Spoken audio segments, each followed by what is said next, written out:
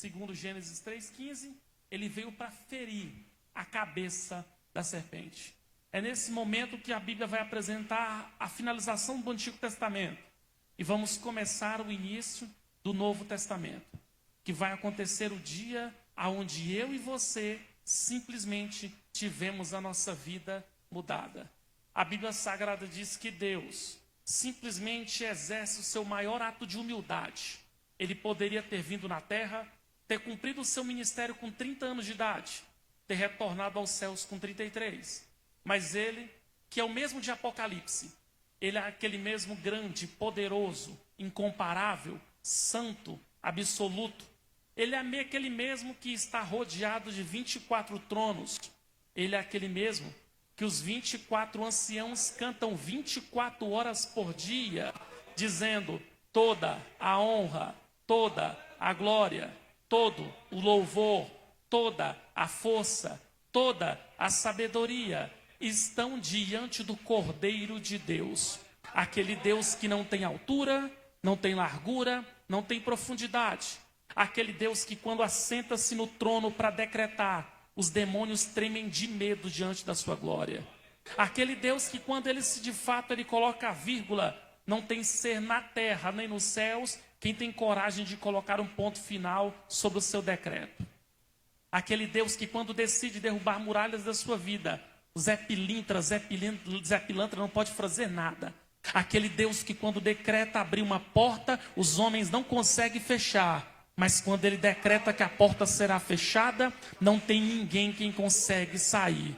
E só para relembrar a você, eu acredito que nós estamos na presença desse Deus aqui nessa noite, para o louvor e para a glória do nome dele. Sabe o que aconteceu? De fato o pecado nos manchou. E talvez você olhe para mim e me fala assim: Starley, mas o pecado nos manchou, mas manchou em que aspecto? Eu preciso que você entenda.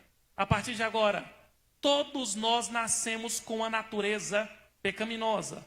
Eu não brinquei quando eu fiz a citação do Dr. Wayne Grudem. Ser humano é ter que ensinar o certo, pois infelizmente o errado já está contido na nossa natureza. E talvez você abra a boca e diz assim: Starley, mas eu não nasci em pecado. Eu simplesmente sou alguém santo, sou alguém de fato quase o quarto membro da Trindade. Olhe bem para cá, deixa eu te explicar para você o que é pecado na ótica da Bíblia. Talvez eu esteja pregando para pessoas aqui nessa noite que de fato nunca, absolutamente nunca, golpearam alguém com a morte. Pode ser que eu esteja pregando para pessoas aqui que nunca matou alguém. Pode ser que eu esteja pregando para pessoas aqui que nunca ceifou a vida de alguém com a morte.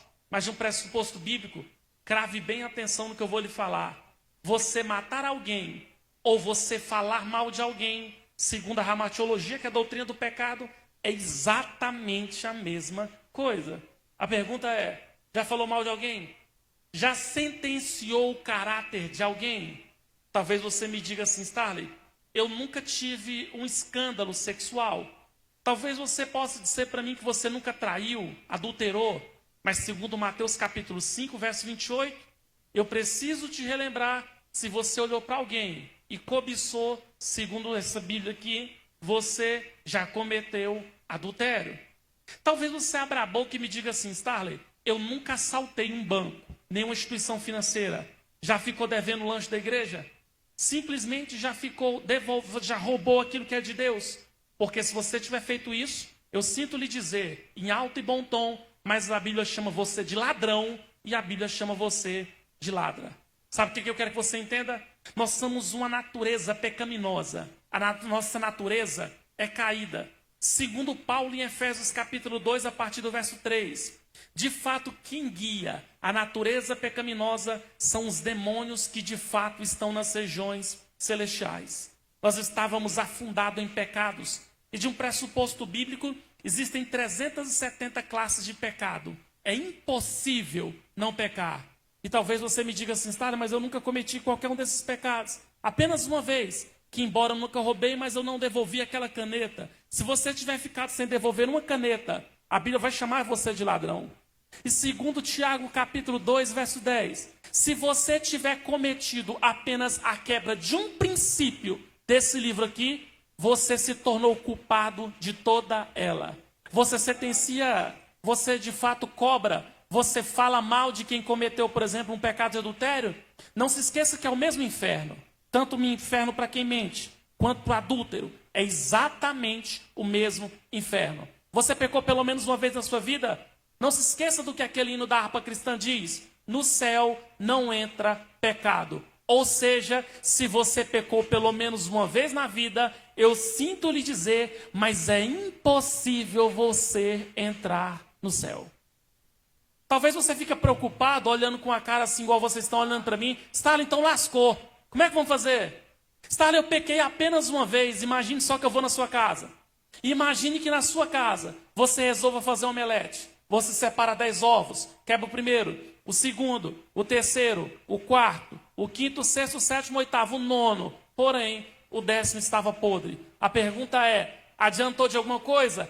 Com certeza não. Se você tiver pecado pelo menos uma vez na sua vida, o hino da harpa cristã não brinca. No céu não entra pecado. Percebeu o que nós somos? Nós somos alguém carentes, de fato, e dotados de pecado. A nossa natureza pecaminosa, ela existe. E tudo isso aconteceu por causa do pecado de Adão e por causa do pecado de Eva. Mas, porém, a Bíblia diz que vai nos apresentar simplesmente uma cura. O próprio Deus saiu do seu trono. E o mais impressionante aconteceu. Eu disse para você, ele poderia ter vindo aqui na terra com 30 anos de idade. Só que ele foi tão humilde, mas tão humilde, que ele resolveu nascer do ventre de uma jovem pobre da antiga Palestina.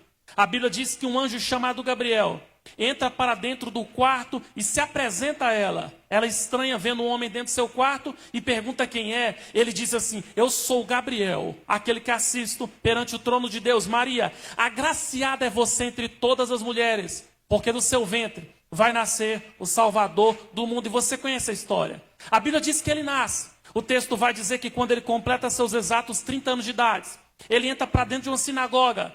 Ele simplesmente abre o pergaminho e ele recita Isaías capítulo 61 e ele declara que o Espírito Santo estava sobre ele e que a partir de agora a sua doutrina ia maravilhar multidões, ele ia fazer surdo voltar a ouvir, mudo voltar a falar, ele ia curar os paralíticos e o mais impressionante, ele diz assim, eu vim para pôr em liberdade os cativos, só que ele nunca entrou dentro de uma prisão. A pergunta é, de que prisão, então, ele estaria falando? E aqui que eu quero que você entenda.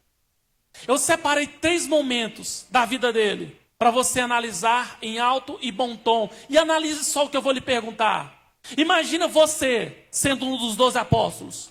Imagina você ter andado com ele. Imagina de fato você vendo o que os apóstolos viram, experimentando o que eles experimentaram. Imagine só, por exemplo, ele olhar para você, abrir a boca e dizer assim, é necessário com que nós atravessamos para o outro lado. Sabe por quê? Porque eu tenho uma obra para fazer.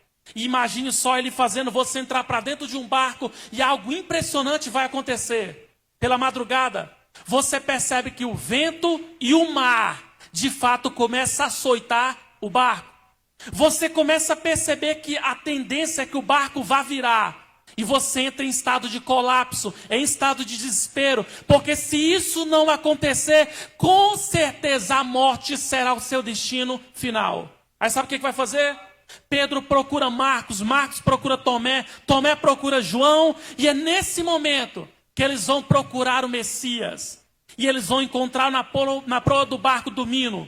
Vão chegar nele e vão fazer aquela pergunta básica, dizendo, mestre, não te importa que perecemos? Só que ele se levanta, e ele não se levanta desesperado, ele não se levanta preocupado, ele não se levanta ansioso, ele não se levanta, como a gente diz lá no Nordeste, agoniado. Mas ele se levanta com calma, com tranquilidade, com a segurança. Ele é Deus dentro de um corpo humano. Ele vai para a ponta do barco e ele levanta a mão direita e ele levanta a mão esquerda. Eu queria que você ouvisse o que ele falou. Sabe por quê? Porque eu, enquanto professor de história e geografia, eu já ouvi falar, por exemplo, em braço do mar. Mas foi a primeira vez que eu ouvi falar que o mar tinha ouvido. E quando ele está na ponta do barco, um texto raríssimo da Bíblia, Porque eu vi ele conversar com demônios, eu vi ele dar ordem a demônios, vi ele dar ordem a homens e a mulheres. Mas ele abre a boca e ele começa a conversar com os elementos da natureza. Ele abre a boca e disse assim: vento, mar, é uma ordem, aquieta-te. E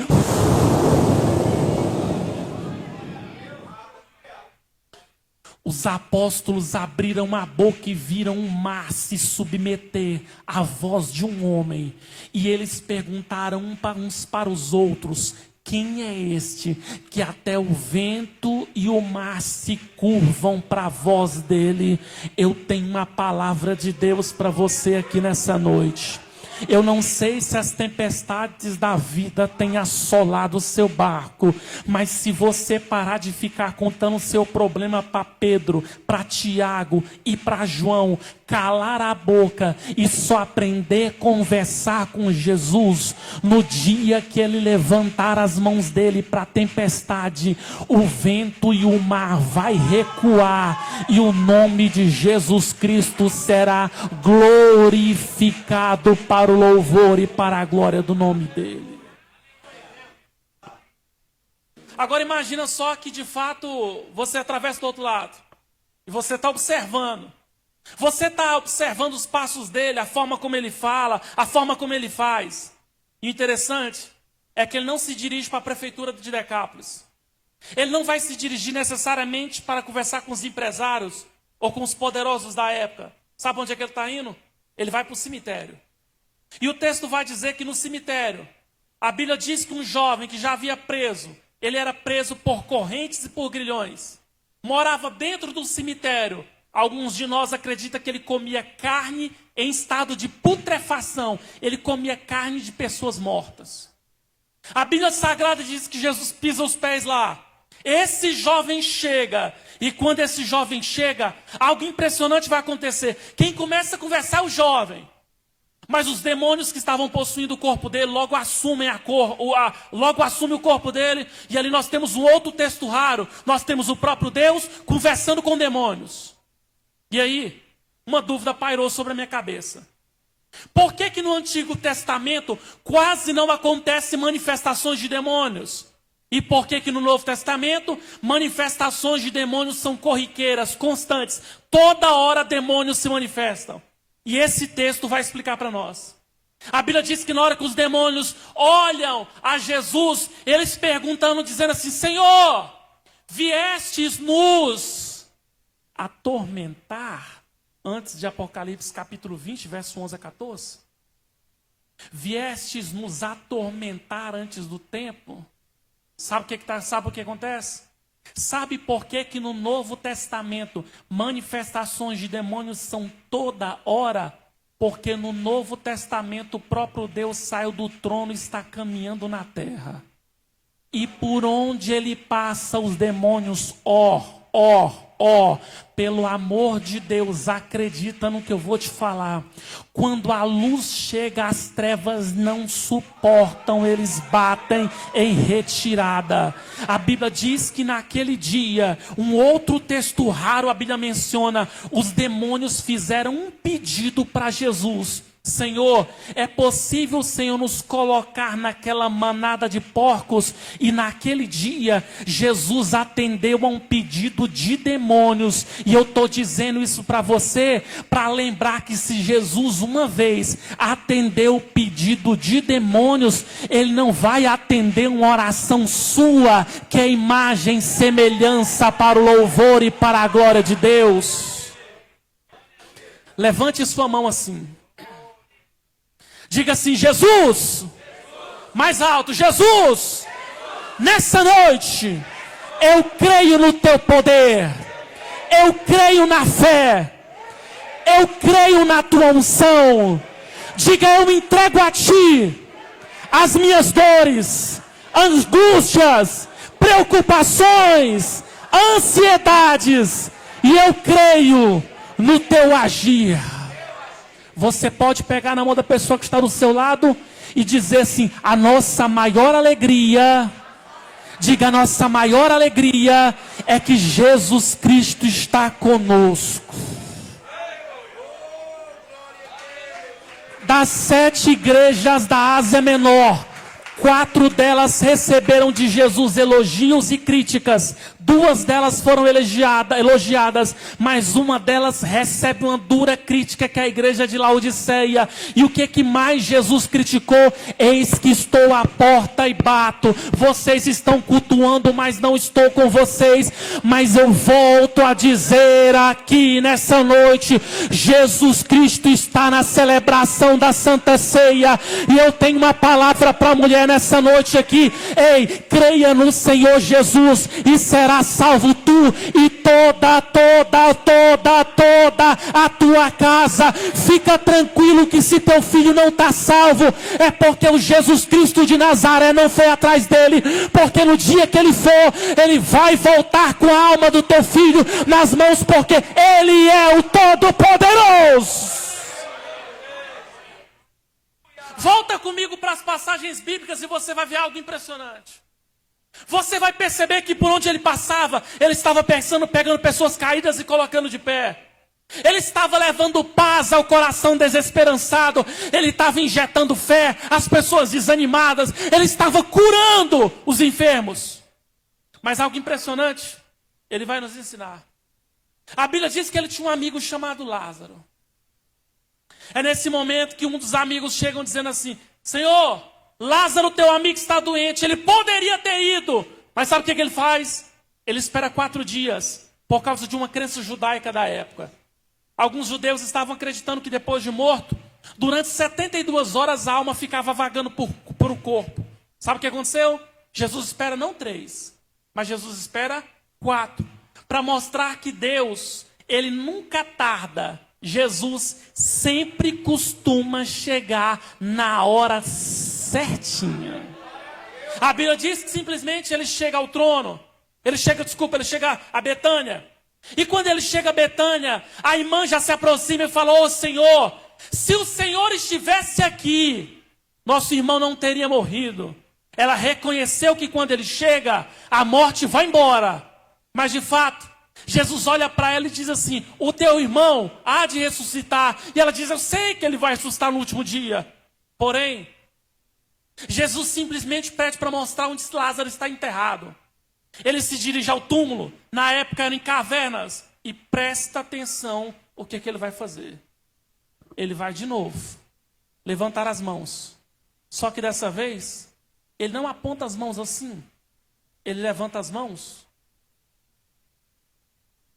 E ele vai fazer uma oração. Ele vai dizer: Pai, graças eu te dou. Ele vai nos ensinar que sempre a oração é o ponto de contato mais forte que você pode ter com Deus. E eu quero dizer para alguém aqui nessa noite: tudo que estiver travado na sua vida, a oração vai destravar. Sabe por quê? Porque um certo avivalista diz que quando o homem trabalha, mas quando o homem e a mulher ora, aí quem passa a trabalhar é o Deus Todo-Poderoso.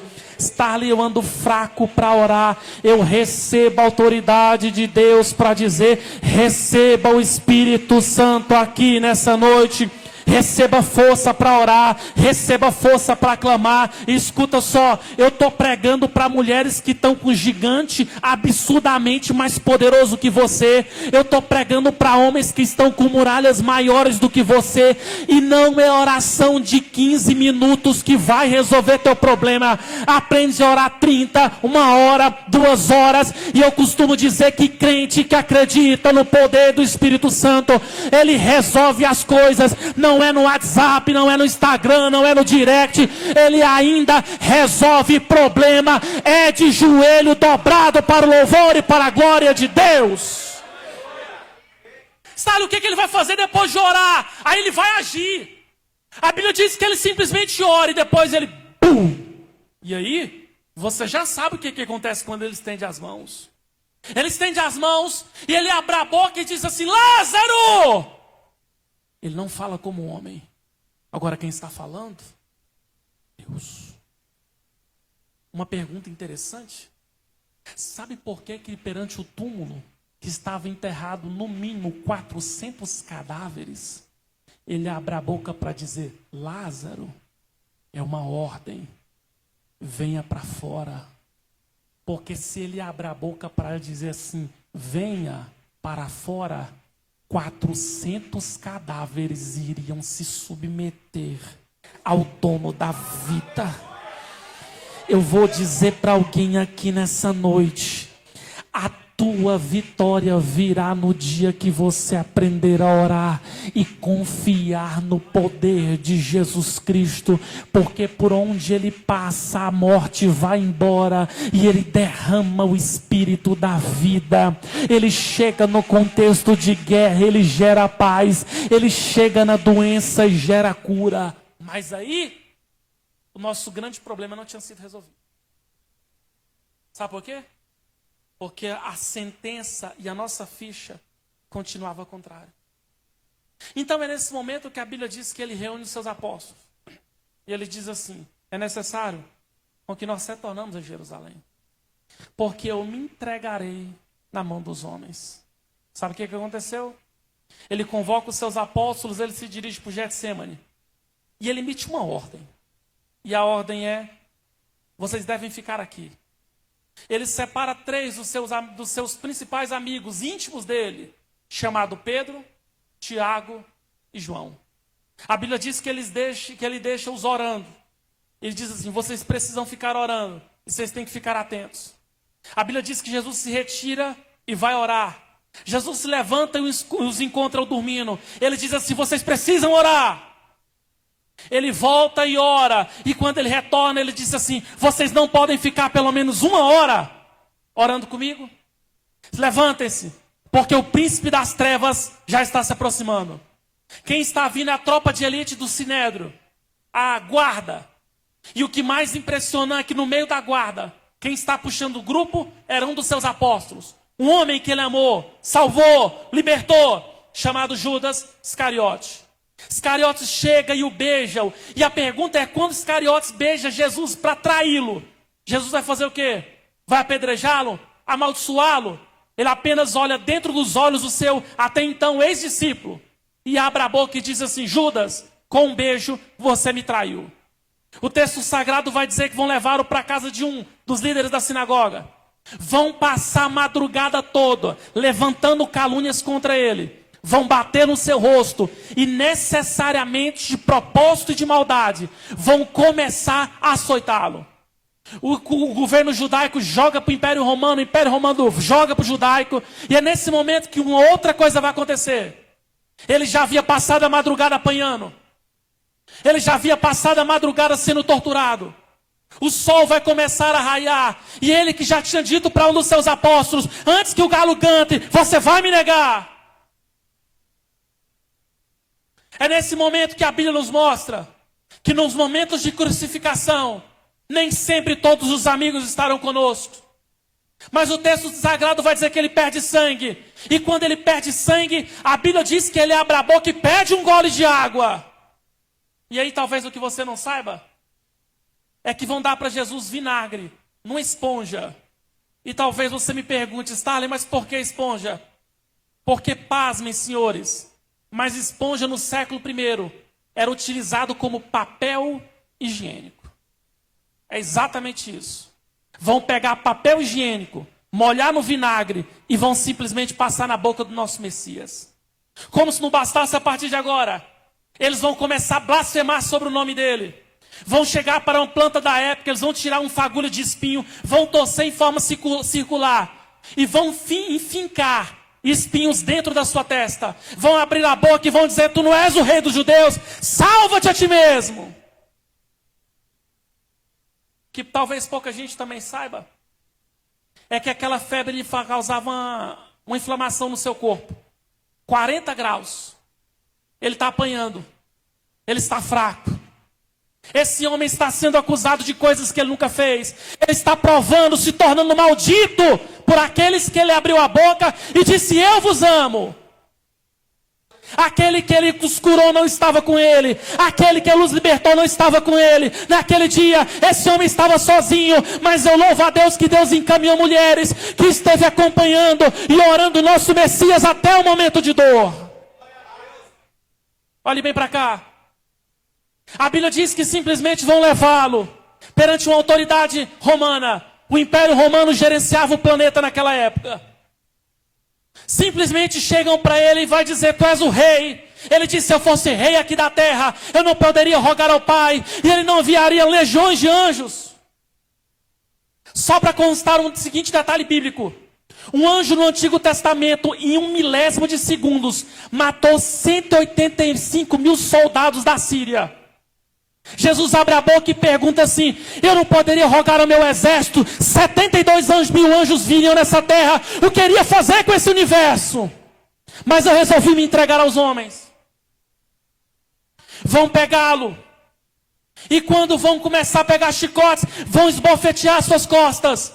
Os seus algozes tomados por demônios necessariamente estão debochando do seu poder, simplesmente questionando a sua autoridade, debochando da sua glória.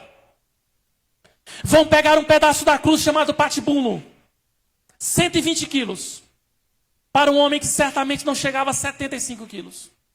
Vão colocar nas suas costas e vão obrigá-los a andar por 20 quadras da antiga cidade de Jerusalém. Ele passou a madrugada apanhando.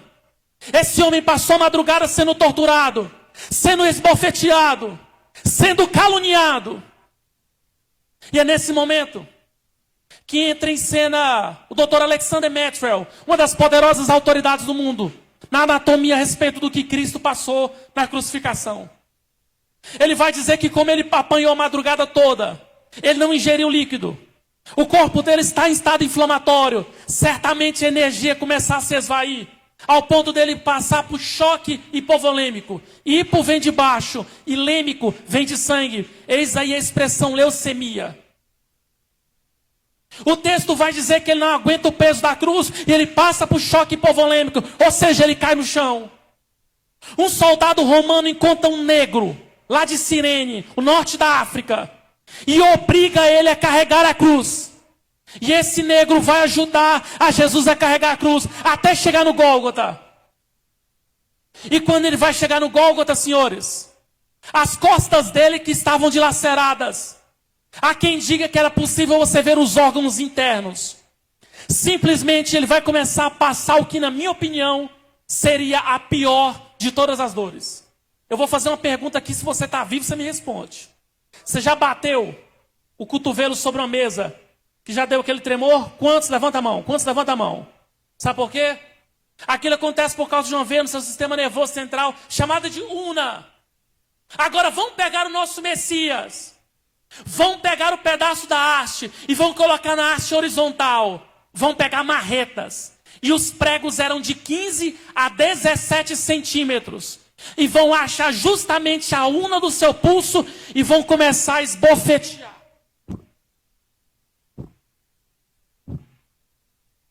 Ele não abriu a boca para falar um ai. A Bíblia diz que como cordeiro ele foi para o matadouro, calado, para obedecer a Deus. Vão migrar para o outro braço. E ó,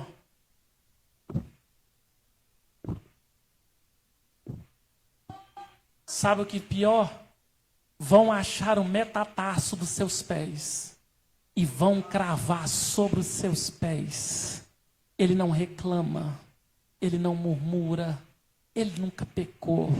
Chamaram ele de beberrão, mas ele nunca bebeu, simplesmente ao ponto de ficar nesse contexto que de fato falaram sobre ele.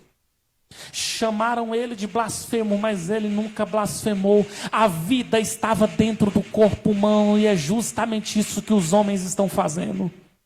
O texto sagrado vai dizer que ele simplesmente não reclama, não murmura, não questiona e vão suspendê-lo até a cruz. A teologia católica nos ensinou que de fato ele foi levado com a tanga para cobrir as suas partes, mas todos os historiadores afirmam que ele foi levado nu para expor sua vergonha. Agora sabe o que nós temos? Nós temos simplesmente um Deus que está preso. Quando eu falo preso é uma linguagem humana, mas um Deus que está cravado num pedaço de madeira feita pelos homens.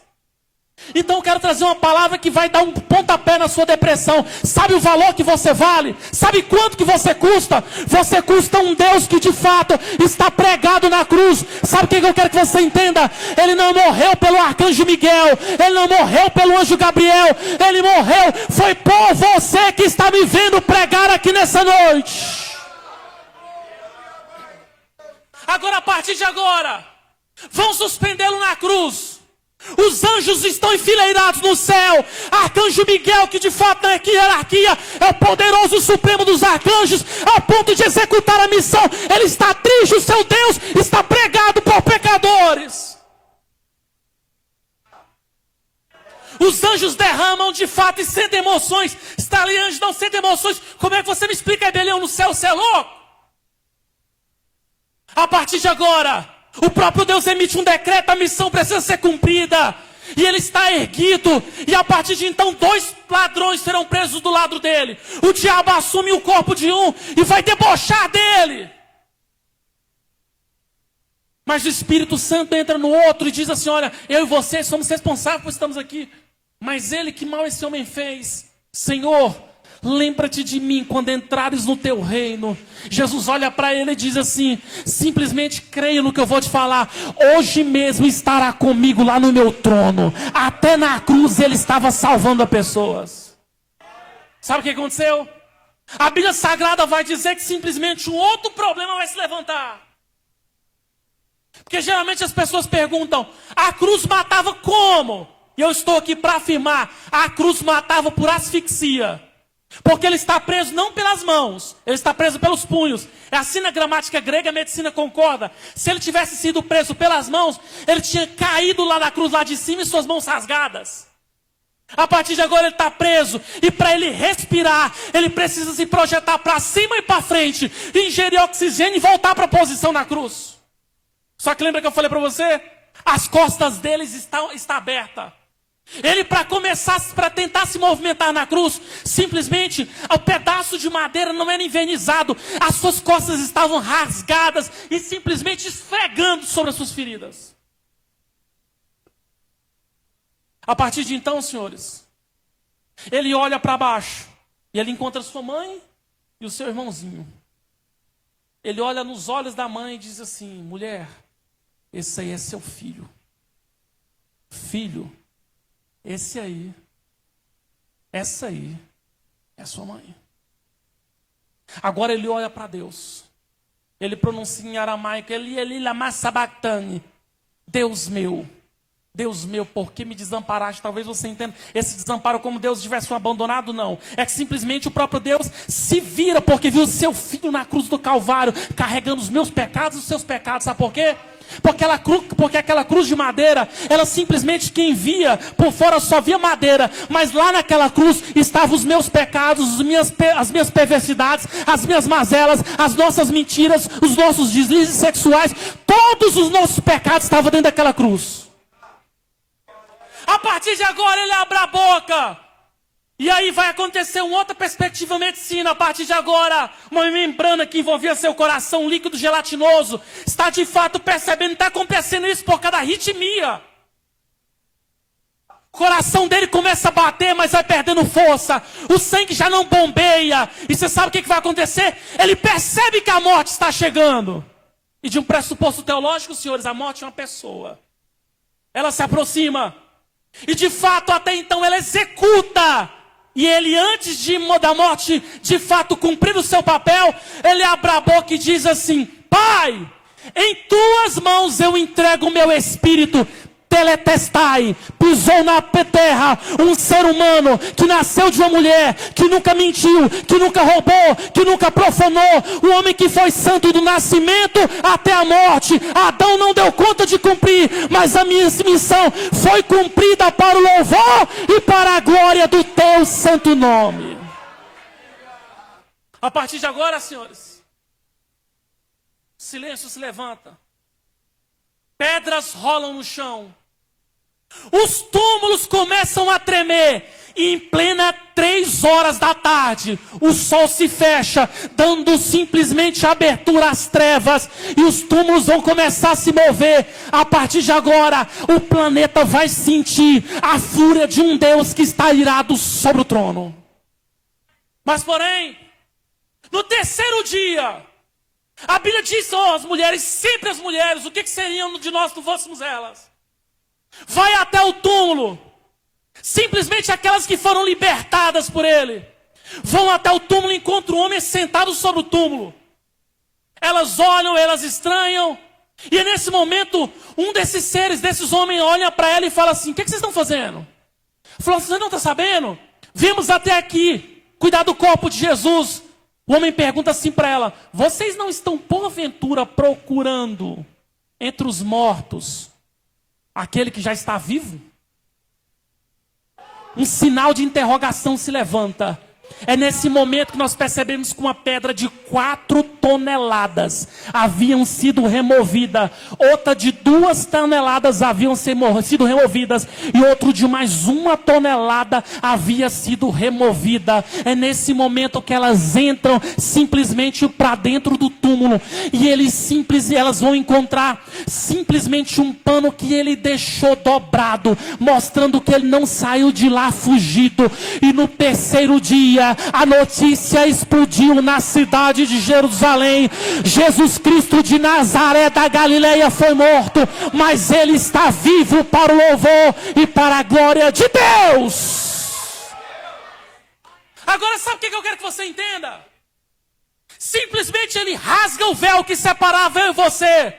A partir de agora, quando eu e você peca, Deus não olha para a nossa ficha, Ele olha para o sacrifício de Jesus. Sabe o que significa? Aquilo que eu disse lá na sede do Ministério Fama. Você não pode abrir a boca para dizer que o melhor de Deus está por vir. Sabe por quê?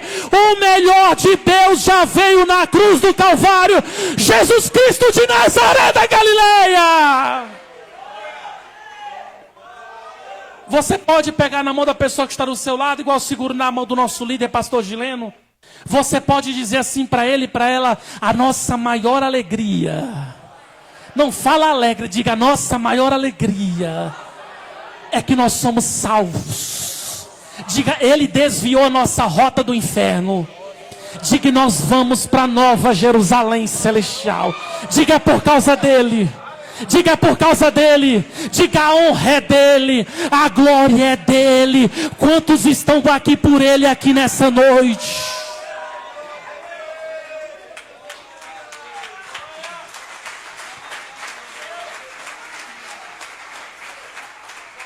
E eu tenho uma palavra de esperança para você.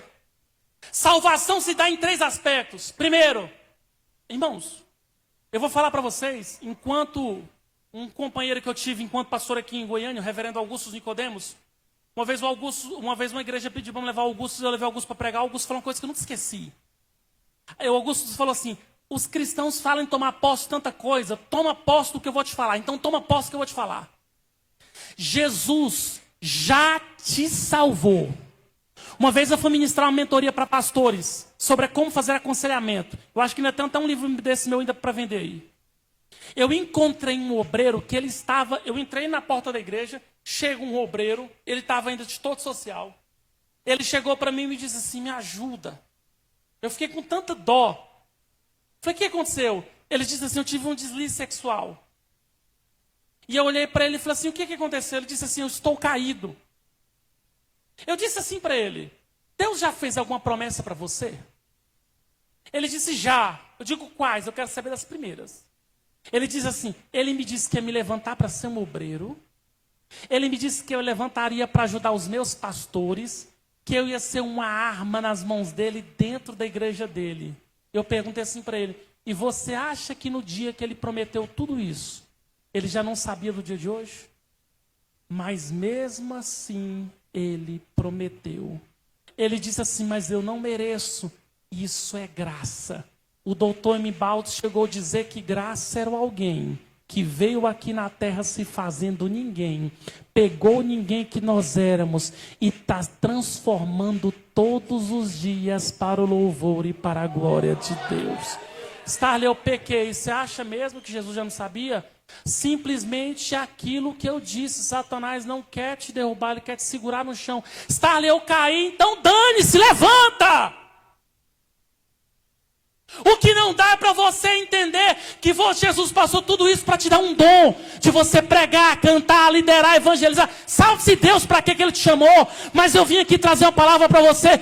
Coloca a sua alma de pé. Ele tem um propósito gigante na sua vida. Não deixa Satanás te envergonhar. Volta a pregar, volta a cantar, volta a tocar, volta a liderar. O Senhor te escolheu para ser uma arma para o louvor e para a glória dEle. Fique de pé.